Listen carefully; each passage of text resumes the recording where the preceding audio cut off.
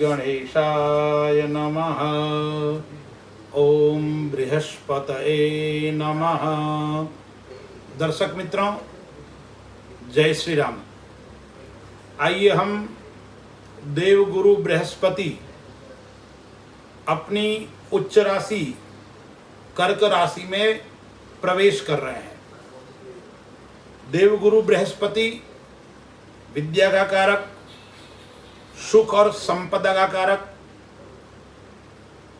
देवगुरु बृहस्पति वैसे सामान्य 13 महीने के पश्चात राशि परिवर्तन करते हैं, लेकिन इस बार अतिचारी होकर कुछ समय के लिए कर्क राशि में आ रहे हैं।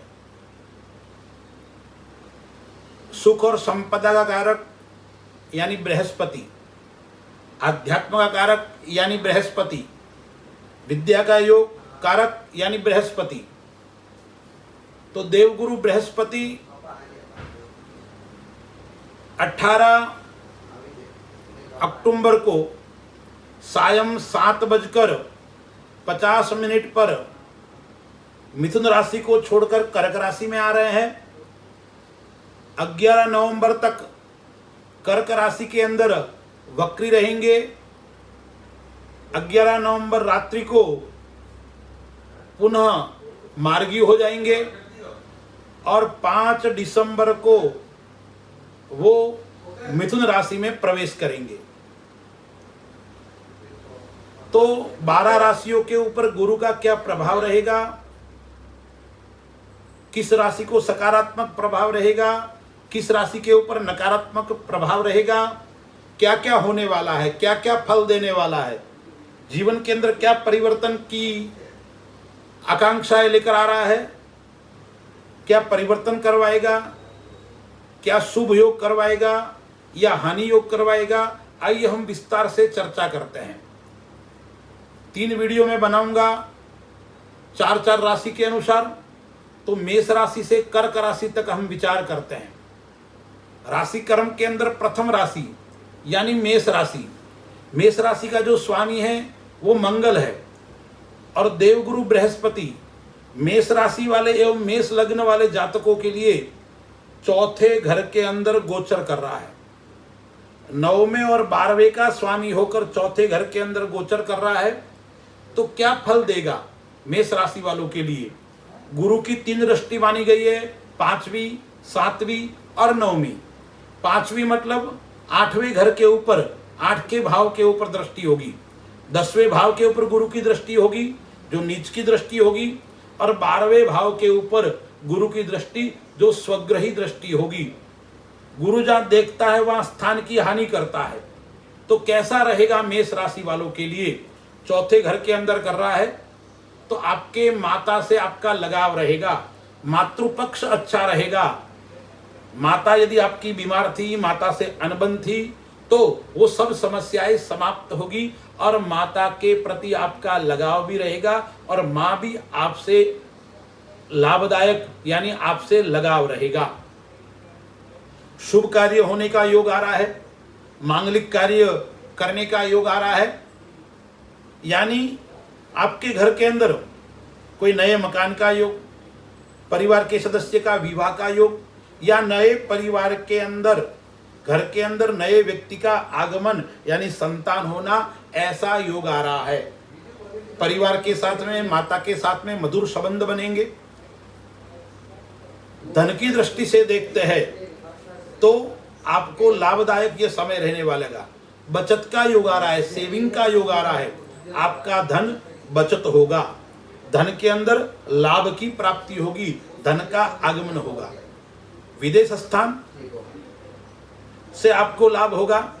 यदि आप विदेश के अंदर कोई कार्य करते हो तो आपको वहां से लाभ का योग बन रहा है।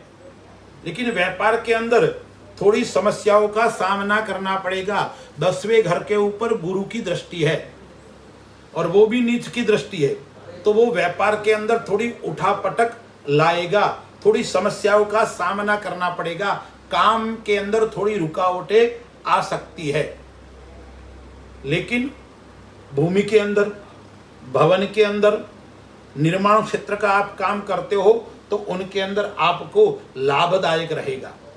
समय थोड़ा संघर्षमय तो जरूर रहेगा, लेकिन मन आपका प्रसन्न रहेगा, मन आपका संतुष्ट रहेगा। आप जो भी काम करोगे उसके अंदर आपको आत्मसंतुष्टि जरूर प्राप्त होगी। आध्यात्मिक दृष्टि से देखते हैं तो यह समय आपके लिए अच्छा रहेगा। अच्छे व्यक्तियों से मिलना, अच्छे लोगों का मार्गदर्शन प्राप्त होना और अच्छे लोगों के साथ में आपका जीवन व्यतीत होगा। यानी आपका जो व्यवहार है, उठना बैठना है, वो अच्छे लोगों के साथ में होगा। यानी कुल मिलाकर देखे तो मेष राशि वालों के लिए यह गुरु का जो गोचर है, चौथे घर के अंदर गोचर कर रहा है, वो कहीं न कहीं अचानक लाभ देने वाला योग रहेगा। आकस्मिक धन की प्राप्ति होने वाली है। स्वास्थ्य की दृष्टि से यह समय भी अच्छा रहेगा।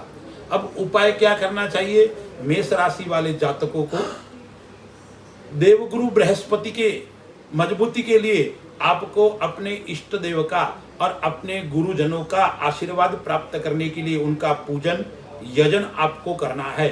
और मंगलवार के दिन हनुमान जी के मंदिर में जाकर आपको हनुमान चालीसा के 7 पाठ करने हैं। वृषभ राशि, वृषभ राशि का जो स्वामी है वो क्या है? शुक्र है। और वृषभ राशि वाले जातकों के लिए तीसरे भाव के अंदर गुरु गोचर कर रहा है। 8वें घर और 11वें घर का स्वामी है और तीसरे यानी पराक्रम स्थान के अंदर गोचर कर रहा है। गुरु की जो दृष्टि है वो 7वें, 9वें और 11वें घर के ऊपर, भाव के ऊपर पड़ रही है। तो यह समय कैसा रहेगा वृषभ राशि वालों के लिए? वृषभ राशि वालों के लिए वर्चस्व बढ़ाने वाला समय रहेगा। यानी आप जिस क्षेत्र के अंदर काम करते हो उसके अंदर आपका मान सम्मान बढ़ेगा, आपको पद और प्रतिष्ठा की प्राप्ति होगी। खान पीन का शौक रहेगा, मौज मस्ती के अंदर समय व्यतीत होगा, खर्चा भी होगा, लेकिन खर्चा कैसा होगा? मौज मस्ती के अंदर, और घर के अंदर सुख और समृद्धि में खर्चा होगा। यानी नए मकान का योग बनना, अच्छे गाड़ी का योग बनना, या घर के अंदर मांगलिक कार्य का योग बढ़ना, इस प्रकार का योग इस गोचर काल के अंदर रहेगा। विवाह का योग भी हो रहा है। यदि वृषभ राशि वाला का विवाह नहीं हो रहा है तो विवाह का योग बन रहा है। साथ में क्या हो रहा है? आपके परिवार के अंदर नए व्यक्ति का आगमन भी हो रहा है। वृषभ राशि वाले जो विद्यार्थी है उनको परीक्षा के अंदर सफलता की प्राप्ति होगी। यदि आपके कोई कानून के अंदर समस्या आ रही है, यानी कोर्ट कचहरी पुलिस आदि के अंदर समस्या है, पारिवारिक संपत्ति की समस्या है, तो उसके अंदर आपको थोड़ी समस्याओं का सामना करना पड़ेगा। अंततः विजय तो आपकी होगी, लेकिन संघर्ष से सफलता की प्राप्ति होने वाली है। और जहां तक हो तब आपको वाद विवाद आदि से दूर रहना है। गुरु की 9वें घर पे दृष्टि है, भाग्य का स्थान है, इसलिए भाग्य के अंदर भी थोड़ी नीच की दृष्टि है, भाग्य के अंदर भी थोड़ी समस्याओं का सामना आपको करना पड़ेगा। यानी भाग्य के अंदर उठा पटक रहेगी। धन का योग श्रेष्ठ हो रहा है। धन की स्वग्रही दृष्टि गुरु की आय स्थान के ऊपर है, तो धन का योग अच्छा रहेगा। जीवन साथी के साथ में अच्छा संबंध रहेगा, प्रेम बढ़ेगा। आप यदि किसी से प्रेम कर रहे हो उसके अंदर और अच्छा आपको सफलता मिलेगी, प्रगाढ़ता रहेगी। हो सकता है इस माह के जो गुरु का गोचर काल है उसके अंदर आपका प्रेम विवाह भी हो जाए, प्रेम के अंदर आपको सफलता की प्राप्ति होगी। स्वास्थ्य की दृष्टि से देखते हैं तो जुकाम खांसी आदि का प्रकोप देखने को मिलेगा। यानी मौसमी बीमारी का योग इस माह के अंदर आपके ऊपर प्रभाव ज्यादा रहेगा। अचानक धन की प्राप्ति का योग भी आ रहा है, इसलिए आप यदि क्या करते हो, शेयर मार्केट का काम करते हो, सट्टे का काम करते हो, तो भी कहीं न कहीं यह लाभ देकर जाने वाला है। वायु यात्रा का योग बन रहा है, विदेश यात्रा का इस माह के अंदर आपको योग बन रहा है। उपाय क्या करना है आपको? गुरुवार के दिन भगवान लक्ष्मी नारायण का पूजन करना है और अपने कुल देवी का पूजन और यजन करना है। मिथुन राशि, मिथुन राशि का स्वामी जो है वो बुध है और गुरु जो है वो मिथुन राशि वालों को दूसरे स्थान के अंदर गोचर कर रहा है। अब देखिए 7वें घर का और 10वें घर का मालिक है और वो गोचर कर रहा है धन स्थान के अंदर उच्च का होकर गोचर कर रहा है। अब गुरु की 3 दृष्टि मैंने बताई, तो 5वीं दृष्टि है वो 6ठे घर के ऊपर है, 7वीं दृष्टि है वो 8वें घर के ऊपर है और 9वीं दृष्टि है वो 10वें घर के ऊपर पड़ रही है। तो मिथुन राशि वालों जातकों के लिए क्या होने वाला है, इस गोचर काल के अंदर क्या लाभ होने वाला है, तो जीवन साथी के साथ में थोड़े जरूर मनमुटाव उत्पन्न हो सकते हैं। यानी जीवन साथी के साथ में आपका विवाद हो सकता है, लेकिन शत्रु पक्ष आपका शांत रहेगा, शत्रु पक्ष आपके सामने आवाज नहीं उठाएगा। इस माह के अंदर अच्छी बचत का योग बन रहा है, यानी निवेश आपको लाभदायक रहेगा। सोच विचार कर आप निवेश करोगे तो आपको कहीं न कहीं ये गुरु का, बृहस्पति का गोचर काल आपको लाभ देके जाएगा। जो विज्ञान संबंधी काम कर रहे हैं, वैज्ञानिक है या रिसर्च डॉक्टर है आदि है, उनके लिए ये समय अनुकूल रहने वाला है, उनको सफलता की प्राप्ति रहेगी। मानसिक तनाव जरूर आपको इस माह के अंदर देखने को मिलेगा। धन की दृष्टि से देखें तो पैतृक धन का योग भी बन रहा है, रुके हुए धन का योग बन रहा है, यानी आर्थिक दृष्टि से यह गुरु का गोचर काल मिथुन राशि एवं मिथुन लग्न वालों के लिए व्यापार की दृष्टि से अच्छा और श्रेष्ठ होने वाला है। क्योंकि गुरु की 9वीं दृष्टि है वो 10वें घर के ऊपर है, कर्म स्थान के ऊपर है, तो कर्म के अंदर आपको, कार्य के अंदर आपको प्रगति रहेगी, कार्य के अंदर आपको नए योजनाएं मिलेगी, नए काम का योग बनेंगे, नई नई योजना बना के आपके कार्य के अंदर विस्तार का योग बन रहा है। उपाय क्या करना चाहिए मिथुन राशि वालों को? मिथुन राशि वालों को गुरु को मजबूत करने के लिए आपको अपने इष्ट देवता का पूजन करना है और गुरुवार के दिन और बुधवार के दिन भगवान विष्णु के किसी स्तोत्र का पाठ करना है और भगवान विष्णु को कदली फल यानी केले आदि का प्रसाद और पीले पुष्प की माला अर्पण करनी है। फिर है कर्क राशि। कर्क राशि का जो स्वामी है वो चंद्रमा है। कर्क राशि वाले जातक है, उनके लिए 6ठे और 9वें घर का स्वामी गोचर कर रहा है। कहाँ कर रहा है? लग्न के अंदर गोचर कर रहा है, यानी लग्न के अंदर। तो कर्क राशि एवं कर्क लग्न वाले जातकों के लिए मानसिक स्तर अच्छा रहेगा, मन प्रसन्न रहेगा, मन में आत्मविश्वास रहेगा और आप जो सोचोगे वो काम इस माह के अंदर होने वाला है। लेकिन अति उत्साह के अंदर आपको लापरवाही नहीं करनी है, यानी आपको किसी वस्तु की अनदेखी नहीं करनी है। सोच जानते हुए भी किसी का अनादर नहीं करना है और किसी का अनदेखा आपको नहीं करना है, लापरवाही बिल्कुल नहीं करनी है।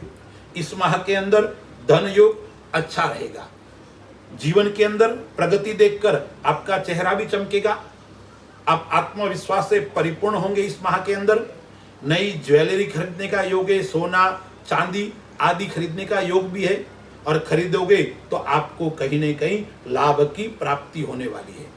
संतान पक्ष से यह समय श्रेष्ठ रहेगा, क्योंकि गुरु की 5वें स्थान पर, 7वें स्थान पर और 9वें स्थान पर दृष्टि पड़ रही है।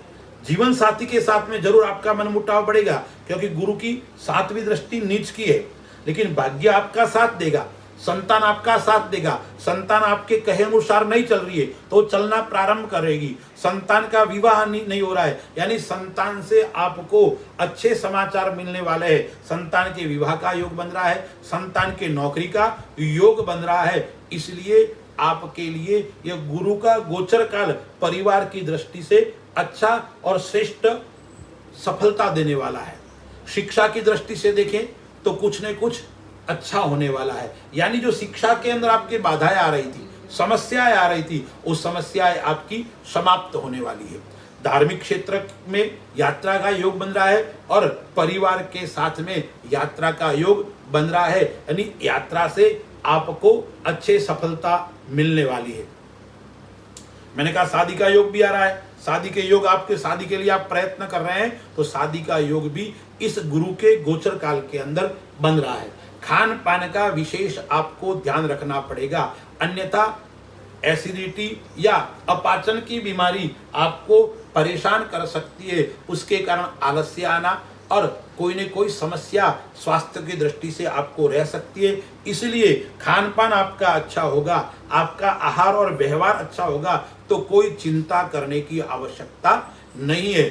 उपाय क्या है करना है कर्क राशि वालों को? एक तो भगवान शिव का पूजन करना है और प्रति गुरुवार के दिन या प्रतिदिन ओम ब्रीम बृहस्पतये नमः इस मंत्र का आपको जाप करना है और पीले वस्तु का आपको दान करना है और गुरुवार के दिन आपको पीले वस्त्र धारण करना है। यह करोगे तो आपके जीवन के अंदर जो समस्या आ रही है वो समस्याएं समाप्त हो जाएगी। अस्तु, जय श्री राम।